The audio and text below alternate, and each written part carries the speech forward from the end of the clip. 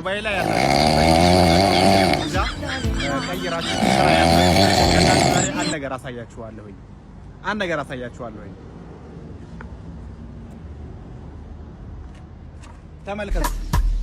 ዱባይ ላይ መጣችሁ ስራ ከሌላችሁ ቤት ተቀምጣችሁ ቤት ተኝታችሁ ከሆነ ወደ ቢዝነስ ዓለሙ ለመግባት የሚያስፈልጋችሁ አንድ ባልዲና አንድ ቦታ በዚህ ባልዲ ውሃ ትሞላለህ። ከዛ በኋላ አሁን ለምሳሌ ሾሄም ይሄንን መኪና እያችሁት አይደለ? የቆሸሸ መኪና ነው። ዝም ብላችሁ ማለት ነው በ5 ድርሃም በ10 ድርሃም ለቅለቅ በ20 ደቂቃ በ30 ደቂቃ ታደርጋላችሁ ማለት ነው።